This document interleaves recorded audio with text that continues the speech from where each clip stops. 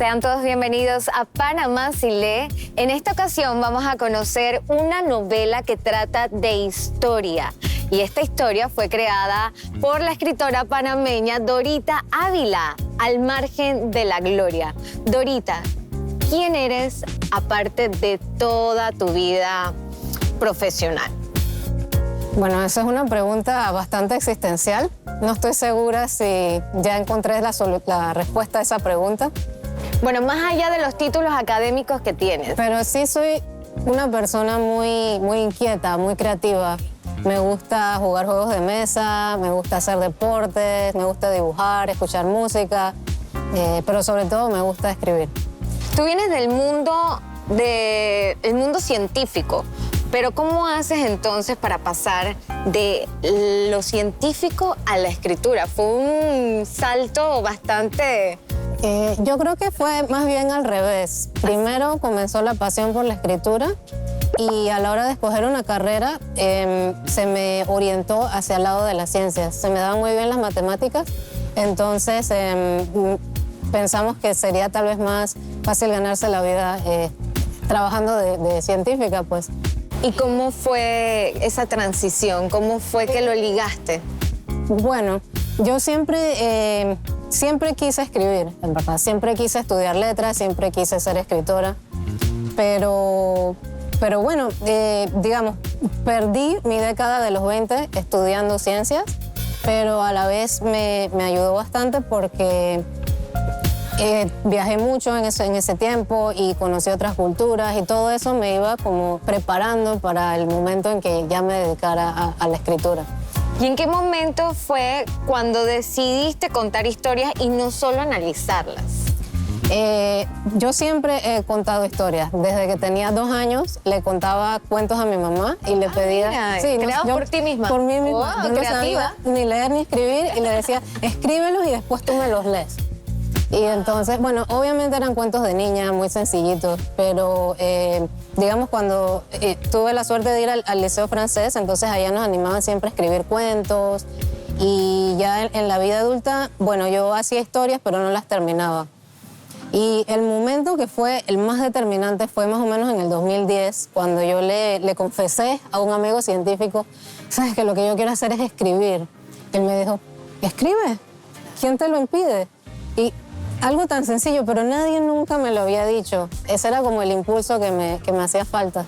Wow, ¿y en qué momento tú decides cambiar eso o ligar, mejor dicho, la ciencia con la literatura? Bueno, la ciencia y la literatura no son tan diferentes en mi área, que es la ficción histórica, porque para escribir ficción histórica hay que investigar mucho. Y documentarse antes de empezar a escribir. Entonces la ciencia ayuda a tener esa curiosidad de indagar, de buscar todo. Y también la ciencia te enseña a ser muy perseverante, muy metódico. Y eso es indispensable a la hora de escribir una novela. Me encanta, me encanta. Te he podido conocer, la pude conocer un poquito y sí, de verdad que le hace honor a su profesión de científica, es bastante metódica, pero eso es admirable, me gusta. Y quiero saber por qué José Domingo Espinar. ¿Qué fue lo que te conectó a él o qué te llamó la atención como para que te inspirara a crear esta obra?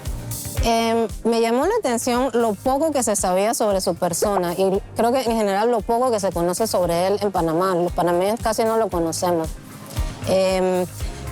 Yo leí en un libro de historia de texto, leí y solo era una frase sobre él. Decía que había sido médico y secretario de Bolívar. Y ya que tú me digas eso, a mí me parece increíble. ¿Cómo Claro. puede ser?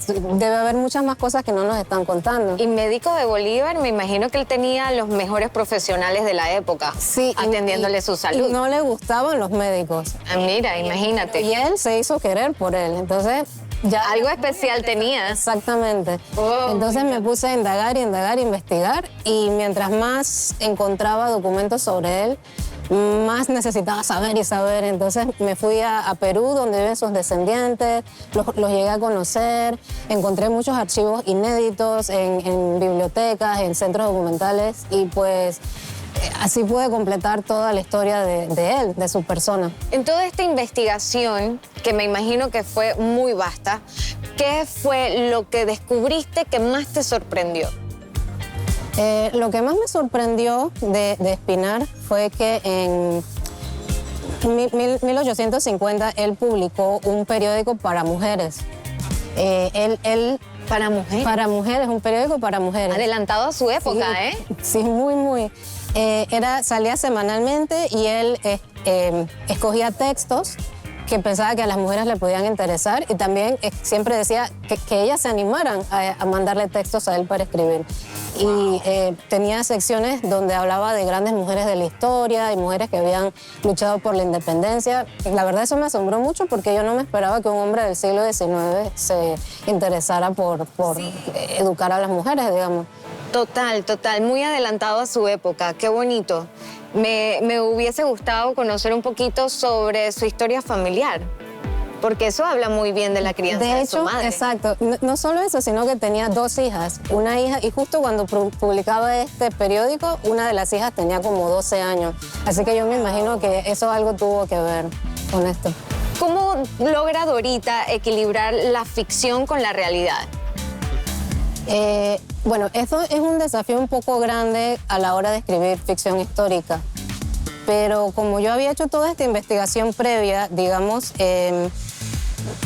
logré elaborar una cronología de la vida de Espinar, sustentada por citas y por toda información verificable, y yo publiqué una monografía académica en el 2017 que se llama José Domingo Espinar, Controversias y Realidad. Entonces ya, digamos, tenía una base, ¿no? Sí, veo que llevas años. Sí, han sido más de 10 años en esto. Wow. Pero entonces, claro, digo, la vida real no es como una novela. Hay meses que no pasa nada interesante. Digamos, por ejemplo, el ejército está en un solo lugar y no pasa gran cosa, están entrenándose. Y en otras partes yo necesitaba ya que la historia fluyera. Por ejemplo, necesitaba que Espinar regresara a Panamá y me tuve que saltar una guerra que fue bastante interesante en Ecuador, y resumirla en un solo párrafo. Pero ya yo necesitaba que la acción se trasladara a Panamá. Entonces yo creo que logré un balance, digamos, 90% sí me ceñía la historia, pero lo otro tuve que la tensión narrativa fue lo que tenía que prevalecer.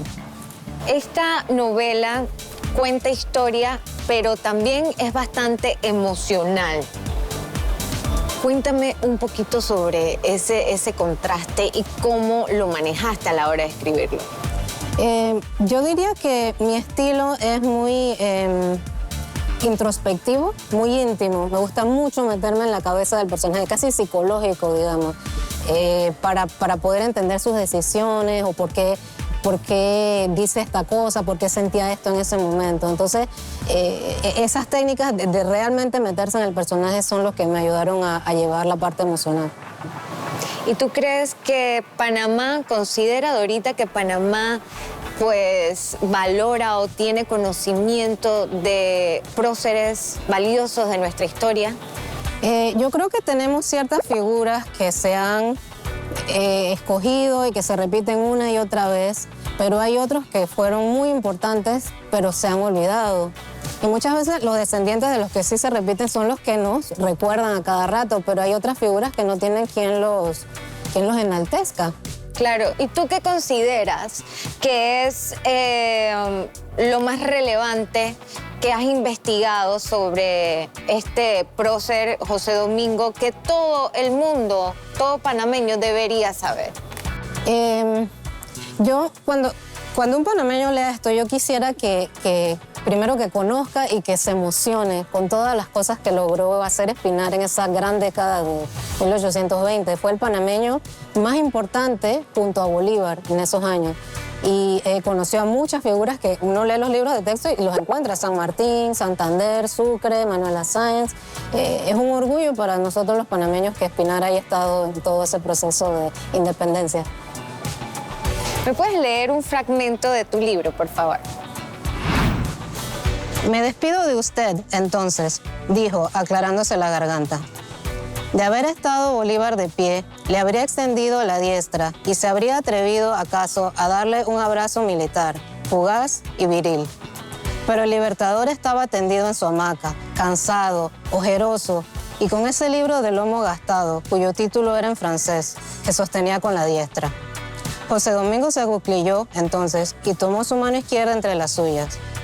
Los ojos negros se despegaron del libro para escrutarlo al fin. Otrora habían sido fuego, ahora quedaba ceniza, sombría y apagada. «No me mire así», dijo Bolívar, algo secamente. «¿No es esto lo que usted quería?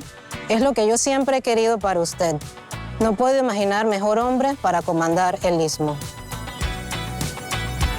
Tienes razón, Dorita. Este es un personaje que no es muy conocido. Me gusta que te tomes el trabajo de investigar y plasmarlo, inmortalizarlo con un libro a estos personajes que fueron relevantes en nuestra historia y merecen que se destaquen. Nosotros vamos a una breve pausa comercial y pronto seguimos conociendo más a Dorita Ávila y su obra.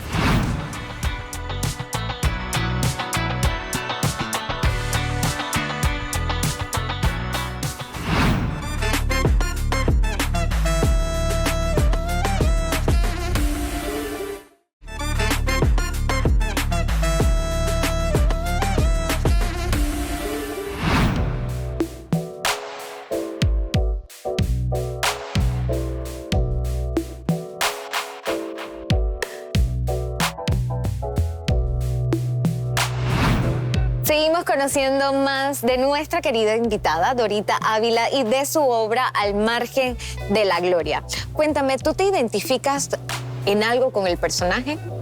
La verdad sí, después de haber leído tantas cartas y artículos que él publicaba en aquella época, llegué a identificarme mucho con él porque era un científico y un ingeniero del siglo XIX. Una persona muy estudiada, muy metódica, se le daban bien los números y se nota que le gustaba mucho escribir. Pero también me identifico con él porque ambos estudiamos afuera y vivimos afuera, en otros países. Y cuando eso pasa es un poco difícil a veces volver a Panamá y encajar. Pero bueno, yo creo que a mí me ha ido bastante mejor que a él, que le dieron un golpe de estado y lo exiliaron, así que... Bueno, definitivamente te ha ido mejor, gracias a Dios, Dorita, gracias a Dios. Oye, ¿y habrá continuación de este libro o otras novelas históricas?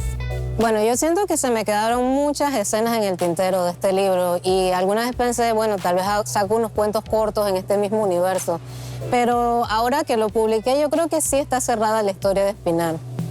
Pero definitivamente sí creo que seguiré con la ficción histórica. Es el género con el que más me siento cómoda. Ahora vamos a ir un poquito al pasado y tocar esas fibras un poquito más personales. ¿Recuerdas el primer libro que te gustó de chiquita?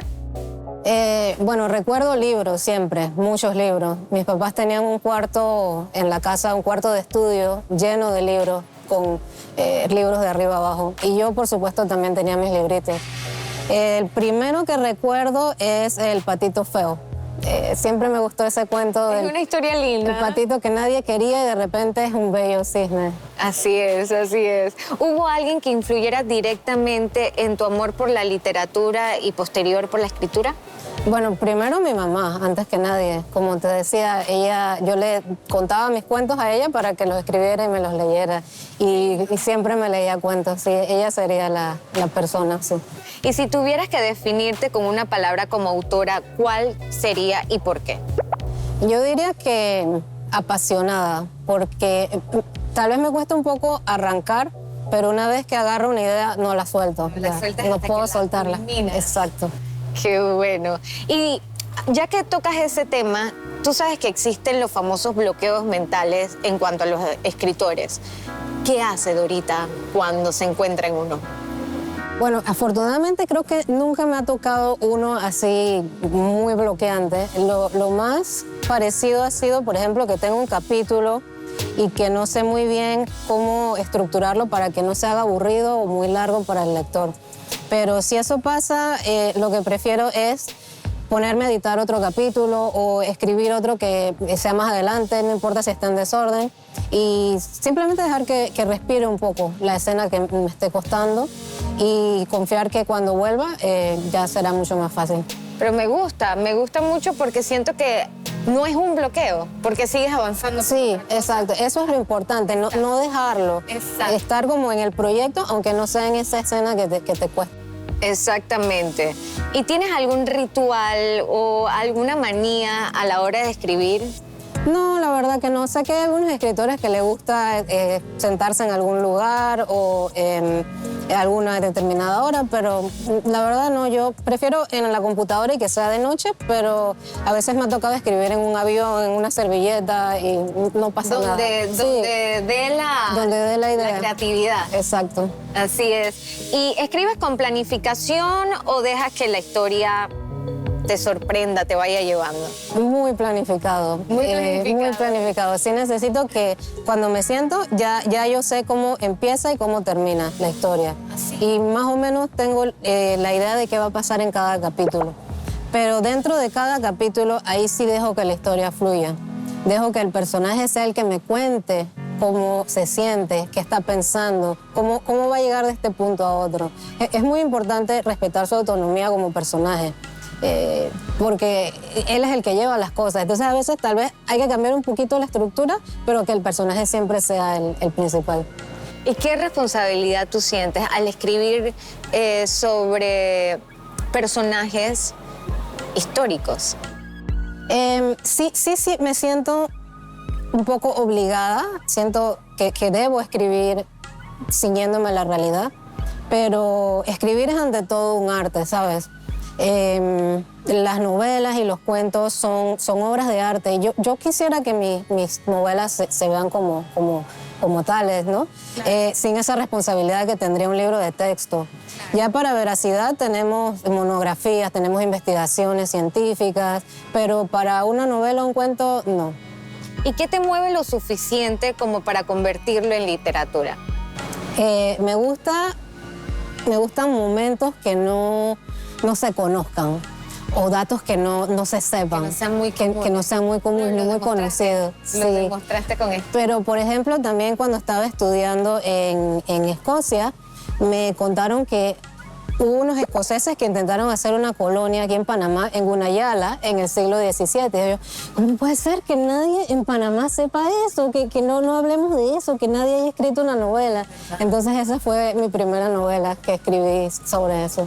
Qué interesante. O sea que podemos decir que Dorita es una rescatadora de los fragmentos de la historia que se están perdiendo. Me encanta. Ya te tenemos el eslogan, Dorita. Oye, rescatadorita. Rescatadorita. Me encanta, qué bella. Me encanta, qué bonito, Dorita. ¿Y hay algún libro que haya cambiado tu forma de escribir? Que hayas leído, te haya impactado tanto que haya hecho que cambiaras tu manera de escribir. Bueno, es un poco difícil porque yo no suelo leer lo que me gusta escribir, ni lo que me gusta escribir es lo que suelo leer, ¿no? Wow. Es diferente, sí. Me gusta leer, digamos, historias de detectives, y un poquito fantasía también, pero no son géneros que yo escribiría. Y me gusta leer del siglo XIX, pero de autores del siglo XIX, no tanto ficción histórica. Por ejemplo, Tolstoy o el mismo Conan Doyle que escribió Sherlock Holmes, pero también tiene una novela muy interesante sobre paleontología, ¿no? También mi escritor favorito es Borges, pero yo creo que él es inimitable. No se puede acercarse uno a su estilo. Sí. No creo. Pero sí, algo, digamos, que sí me ha influido mucho es la literatura anglosajona, que tiene una máxima que dice show, not tell, o sea, muéstramelo, no me lo digas. Exacto. Claro. Un poquito cinematográfico. Por ejemplo, yo no debo decir el personaje tenía calor, sino decir hacía mucho sol, le picaba el sol en la espalda, tenía sed, claro, estaba sudando. Eso hace que el lector se sumerja. El lector, y bueno, también el autor también, porque tú estás sintiendo lo que el personaje siente y puedes entender mejor lo que sus decisiones. Oye, ¿y qué estás leyendo ahorita actualmente? Acabo de empezar Morir a la orilla de Leonardo Padura, que es un gran escritor cubano y lo conozco personalmente, de hecho, porque tomé un curso de guión con él justo antes de la pandemia. Y en general cuando leo literatura contemporánea me gusta mucho buscar autores de otros países porque es muy interesante cómo las diferencias culturales cambian la forma de contar historias. Por ejemplo, tenemos a autoras japonesas como Natsuo Kirino, que tienen novelas policíacas que son increíbles, te tienen al borde del asiento, pero al mismo tiempo estás metido en la sociedad japonesa actual. Es increíble. También tenemos Hosseini, que es afgano, de origen afgano, que te cuenta de una manera muy emotiva cómo ese pueblo ha sufrido tanto con las guerras. Y también hay autores africanos que te cuentan de guerras civiles que yo por lo menos desconocía hasta que leo sus libros. Y yo siento que eso es lo hermoso de los libros y de la literatura, que nos permite conectarnos a lectores y escritores a pesar de las distancias geográficas y culturales. Eso nos une. ¿Y cuál es el próximo proyecto en lo que está trabajando Dorita ahorita mismo? Ahorita mismo ninguno, pero sí te adelanto que creo que voy a seguir dedicándome al siglo XIX panameño, porque creo que hay muchas historias todavía interesantes y que la gente desconoce. Por ejemplo, el otro día encontré un dato que cuando fue en 1821 la independencia, me encontré una lista de 400 nombres de que formaron un ejército con Segundo Villarreal y Francisco Gómez Miró, por si acaso hacía falta defender la independencia del 10 de noviembre con las armas. Entonces, ¿cómo es posible que no tengamos un monumento a esos 400 valientes? Hay que contar todas esas historias. Wow, me encanta. Rescata Dorita, me encanta. Dorita, ¿y dónde pueden las personas que están interesadas en adquirir tu obra? ¿Cómo te pueden contactar, tus redes sociales? ¿Dónde pueden comprar tus libros? Sí, mis redes, dorita.escribe en Instagram. Y este libro está disponible en El Hombre de la Mancha. En mis redes pueden encontrar los links a las publicaciones anteriores. Bueno, ya lo saben, vayan y sigan a Dorita Ávila, rescatadora de la historia de nuestros próceres que se merecen ese reconocimiento. Y bueno, esto ha sido todo en Panamá, Chile. Nos vemos en la próxima. Muchas gracias. Gracias Dorita. a ti.